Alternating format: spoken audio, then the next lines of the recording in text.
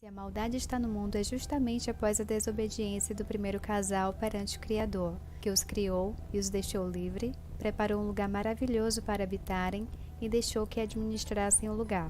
Ele permitiu desfrutar de toda a árvore do jardim do Éden, menos a árvore do conhecimento do bem e do mal.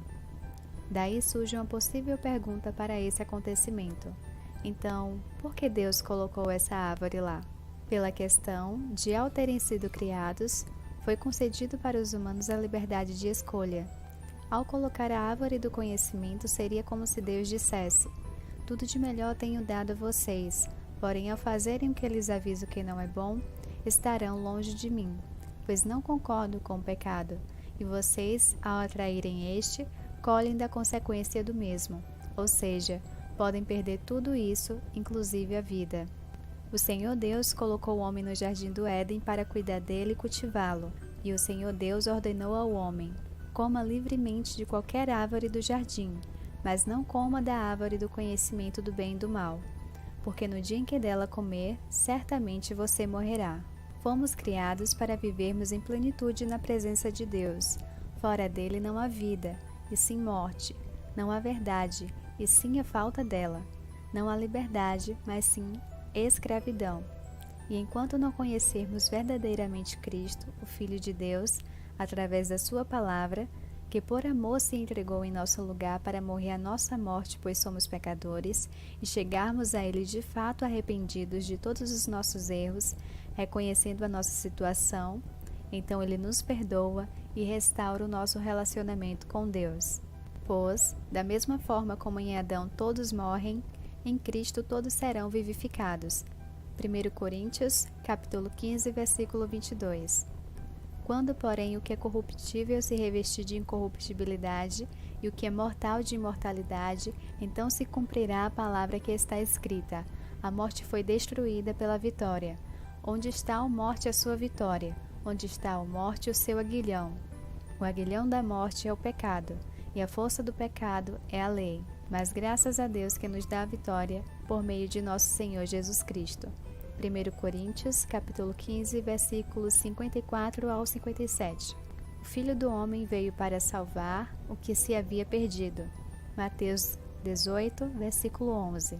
Não foi por falta de desconhecimento, foram avisados. Em Gênesis capítulo 2, versículo 17 afirma: contudo, não comerás da árvore do conhecimento do bem e do mal, porque no dia em que dela comeres, com toda certeza morrerás. O fato deles comerem dessa árvore foi por darem ouvidos ao inimigo e duvidarem de Deus. Porque com tudo que tinham, a presença de Deus, recursos, beleza natural e uma vida plena, não iriam se arriscar a comer daquele fruto.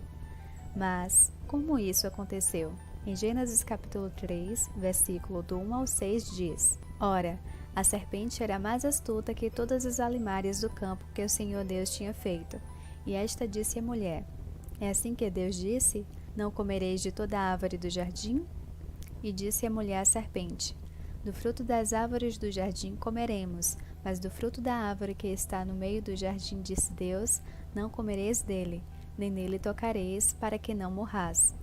Então a serpente disse à mulher: certamente não morrereis, porque Deus sabe que no dia em que dele comerdes, se abrirão os vossos olhos, e sereis como Deus, sabendo o bem e o mal. E viu a mulher que aquela árvore era boa para se comer e agradável aos olhos, e árvore desejável para dar entendimento. Tomou do seu fruto e comeu, e deu também a seu marido, e ele comeu com ela.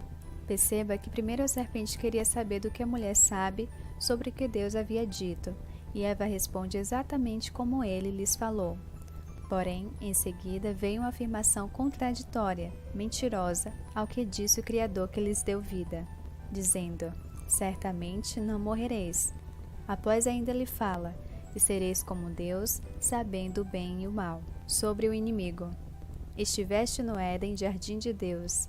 De toda pedra preciosa era a tua cobertura: sardônia, topázio, diamante, turquesa, ônix, jaspe, safira, carbúnculo, esmeralda e ouro. Em ti se faziam os teus tambores e os teus pífaros. No dia em que foste criado, foram preparados. Tu eras o querubim, ungido para cobrir, e te estabeleci. No monte santo de Deus estavas, no meio das pedras afogueadas andavas.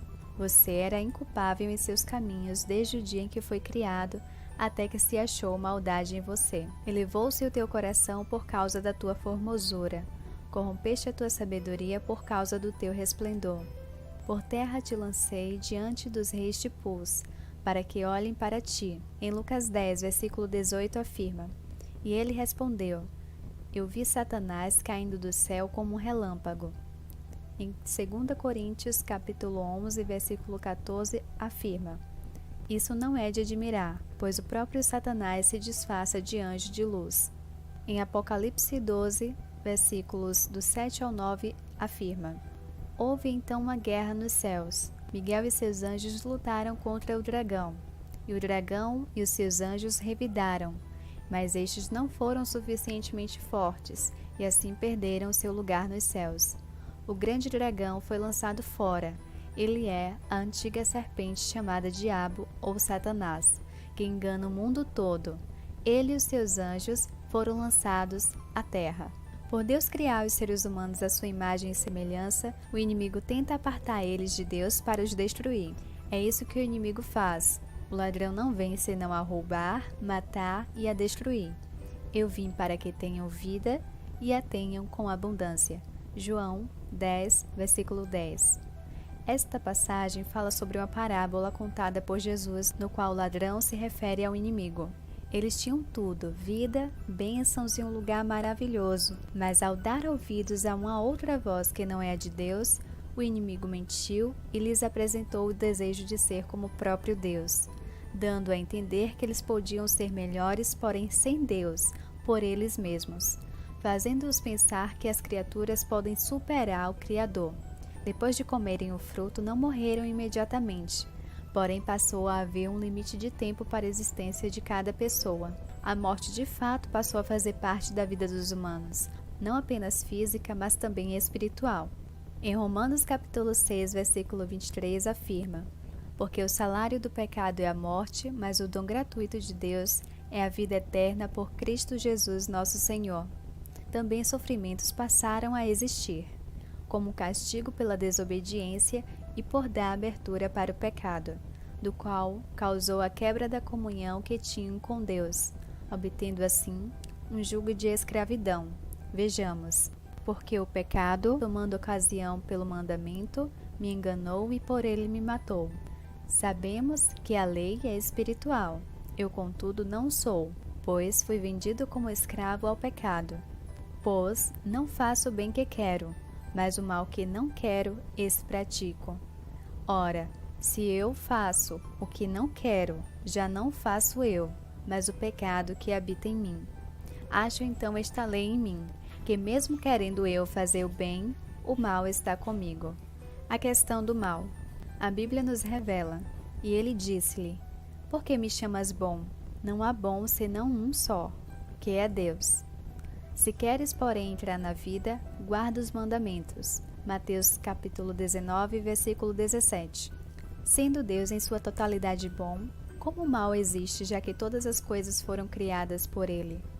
Para começar, em Tiago 1, versículo 13, diz: Quando alguém for tentado, jamais deverá dizer: Estou sendo tentado por Deus, pois Deus não pode ser tentado pelo mal, e a ninguém tenta.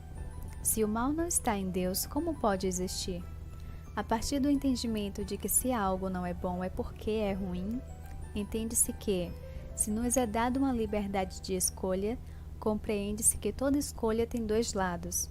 Como vimos anteriormente, afastados de Deus, há um lado contrário à sua natureza divina, que é amor, bondade, vida e outros atributos do bem.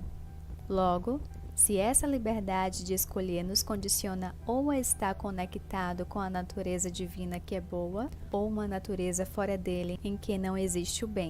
O castigo e o sofrimento são como efeitos da própria ausência de bondade, egoísmo e orgulho. Que darei eu ao Senhor por todos os benefícios que me tem feito? Como o mundo está hoje? Como estão tratando o meio ambiente? Poucos querendo preservar e outros destruindo livremente. Mas, voltando ao primeiro casal, a Bíblia nos mostra que eles estavam cercados de pureza. Por isso, quando quebraram o combinado com Deus, aconteceu o seguinte: os olhos dos dois se abriram e perceberam que estavam nus. Então juntaram folhas de figueira para cobrir-se. Quando Deus veio conversar com eles, se esconderam com vergonha, e quando questionados, Eva colocou a culpa na serpente, inimigo. Já Adão colocou a culpa em Eva e em Deus por ter lhe dado Eva.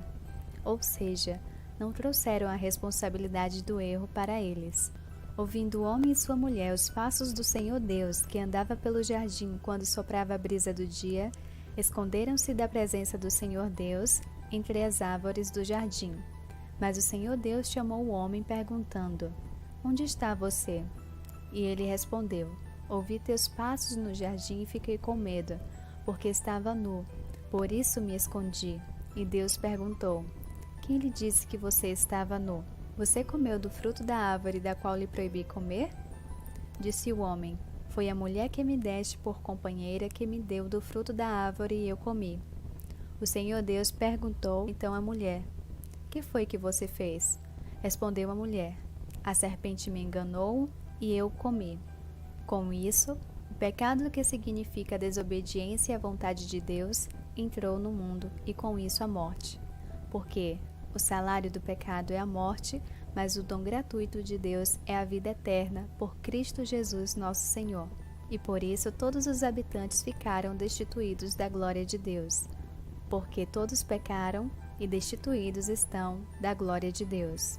Uma vez tendo tudo, mas pela desobediência de um alerta que ele deu, não comer da árvore do conhecimento do bem e do mal, que seria para o próprio mal deles, ao invés de ficarem firmes perante o seu Criador, vivendo o seu amor e sua bondade, deram ouvidos a quem colocou dúvida a respeito de Deus, mentiu, iludiu e os apartou dele. Fazendo-os assim, teriam a vida marcada de consequências deste alerta que foi quebrado. Então, o que era uma vida bela começou a se tornar difícil, porque foram separados de Deus e a natureza pecaminosa passou a ser realidade para eles, que é contra a vontade de Deus para nós. Alguns pontos a avaliar até aqui. Estava tudo bem até dar ouvidos ao engano do inimigo. Não se responsabilizar pelos próprios erros. Temos a liberdade de escolher obedecer ou não.